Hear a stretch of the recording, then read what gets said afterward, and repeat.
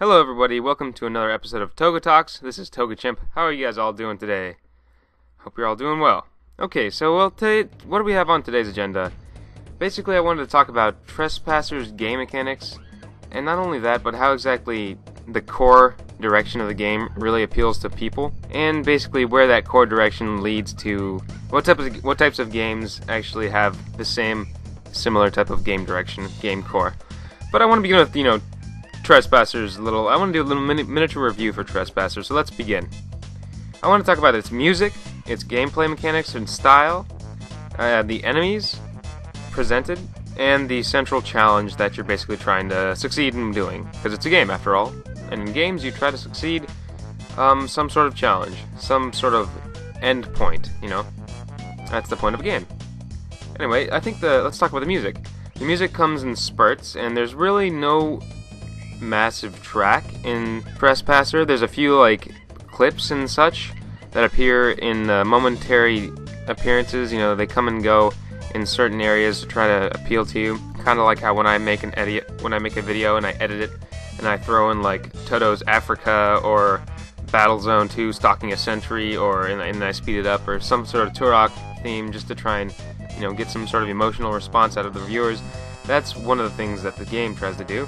It actually, it has its own soundtrack, so it's kudos to that. But unfortunately, they don't have too many parts of the game that call for a musical influence, because even though the game, most musical references emerge out of plot, a plot-driven story. If you see a woman crying in the corner, you're gonna want to have sad music and something like that. A woman crying in the corner being the plot, and then the music attached to it being the emotional response.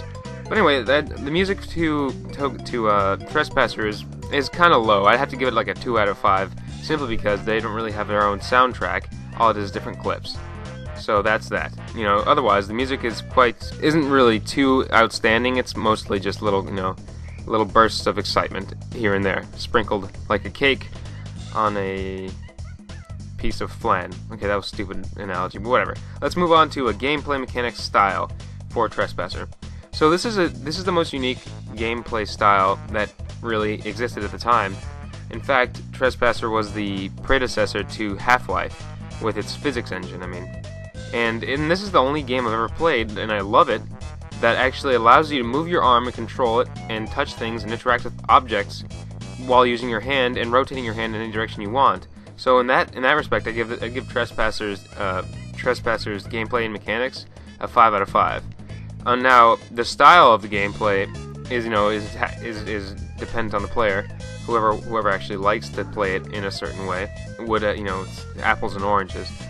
The gameplay mechanics, like I said, are unique and I enjoy them very much, but they only appeal to a certain type of group of people who like to think and methodically perform tasks and actions and play games like that.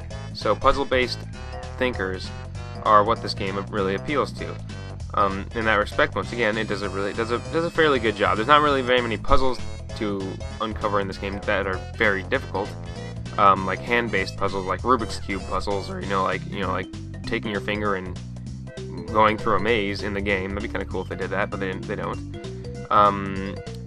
Most of the puzzles in the game are kind of simple based, like find a key and open the door, kind of like Legend of Zelda. But that's a good puzzle, but that's, in my opinion, more of immersing yourself inside the game's world. So there we go. That's the gameplay mechanics style of Trespasser, and once again I give it a 5 out of 5 for its gameplay mechanics style. Now the enemies. This is another topic for Trespasser to talk about. The enemies were in Trespasser were never fully fleshed out. They had this big AI system where the developers wanted to make the AI of the dinosaurs have a tripod mind, where each spoke of the tripod would have a hunger level, an anger level, and a fear level, or something like that. And depending on where their hunger pulls them, and where their fear pulls them, and where their third tripod leg pulls them to, that would guide them to what their decision ultimately would be. So if there was if they had if one raptor had 2 of his raptor buddies with him, his fear level would be very low. And if his hunger level is high, he would probably try to kill you because he's not scared because he has friends next to him and he's hungry. So he wants to eat, and that's in his best interest to kill you. So it'd be like a little pin inside of a tripod, Roy G. Biv like coloring palette thing. So they never actually were able to fully flesh that system out. Instead, they had to cut it short and make it so they were basically always angry. Their anger response was 100% all the way.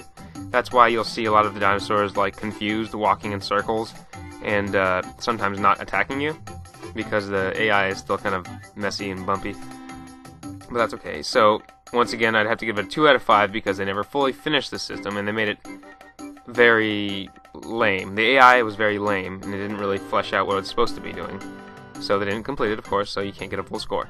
But, you know, the enemies themselves were designed pretty well. There wasn't like a keyframe by keyframe enemy animation. It was more of like a physics-based people walking around, and you push them around, and their legs, you know, attached to the floor wherever their body moves. Sort of like Spore, if you've ever played that game, how you walk and your legs kind of adjust to where you move. So they did a really unique thing like that. Once again, the ingenuity of Trespasser, you know, is 5 out of 5, I have to say. You know, the way the dinosaurs move is very well made. So I have to give the way they move a 5 out of 5. If that was a, you know, if that was a category that I was scoring, but it's not. So the enemies, I'd give them a 2 out of 5 just because they have great body movements and the physics-based engine is amazing. So the central challenge of the game is basically trying to escape the island. Well, that's the plot of the game. So, but the central challenge day by day or level by level that you're trying to finish is kind of limited to moving your hand carefully. Like, that's the game, moving your hand carefully and doing things with your hand. That, in my opinion, is the core of the gameplay in Trespasser. So when you grab a gun, you have to aim it and you have to shoot it, and that's how you kill things. So that's the core challenge of the game. Otherwise, you can grab a stick and try to beat a monster with it, but when you grab a stick, you hold the space button, and then the character, she wags her hand like crazy, like a goddamn monkey wielding a banana. So that's not really plausible, so you can't really say that's part of the gameplay challenge because it wasn't a fully fleshed out gameplay system. So mostly the core challenge of the game comes from taking a gun, aiming it, and shooting it. Because you can actually aim with a very precise degree, more so than any other game has ever been able to reproduce. Also, another core challenge that is present, central challenge, would have to be the puzzles in the game, using your finger and pressing buttons with your finger. And once again, it boils down to your hand. Controlling your hand is the central core challenge. Okay, so this is the most unique type of puzzle game that has ever existed. Puzzle action-based game. I'm just going to call it a puzzle action-based game. So, I mean, in that respect, I give it a 3 out of 5 in its execution, but in its ingenuity, you know, once again, 5 out of 5. But you know, execution-wise, they didn't really fully flesh it out in the game, and you weren't ever able to actually use your hand to solve more puzzles in the game besides shooting things very much. So once again, 3 out of 5 for that. So I guess overall the game gets a 3.5 out of 5 to me in my standards. Okay, so now that we have finished the review for Trespasser's gameplay, I want to talk about where exactly its puzzle action gameplay appeals to, who it appeals to, and like where it could be used. And I've always wanted to like take Trespassers. Well, even before I knew Trespasser existed, I always wanted a game where you could move your hand around and touch things and interact with the world around you, sort of like in real life. And this thought kind of emerged out of me because when you're inside of a house for a long time, or if you're inside a kitchen, you get to see all these different things. You get to touch them and you get to play with them. You grab like a saucer pan and you can pretend it's like a fucking ninja star or something like that.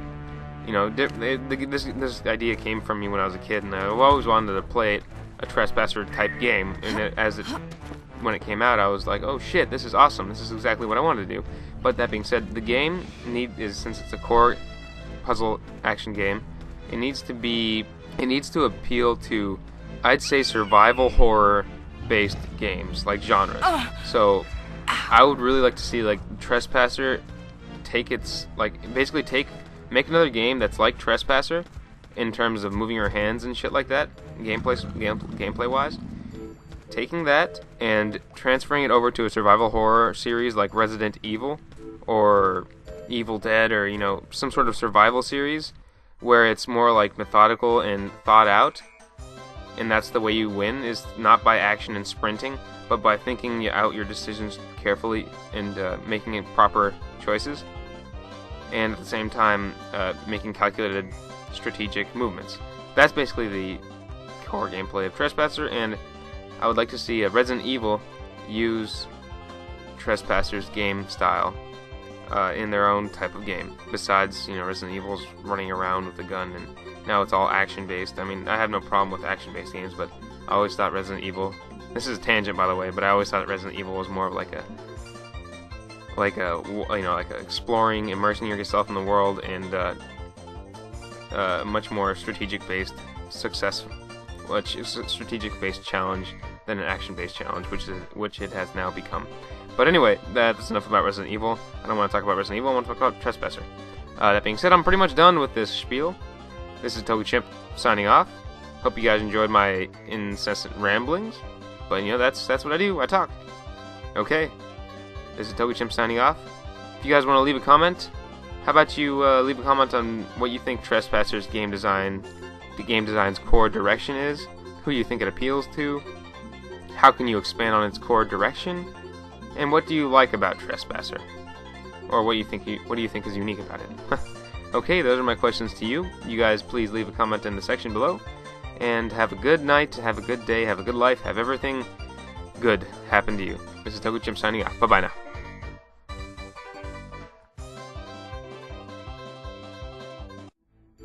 Hey guys, this is TogaChimp. Hope you enjoyed the video. If you want to see any more of my videos, just check out the catalog before you. Alright, bye-bye guys.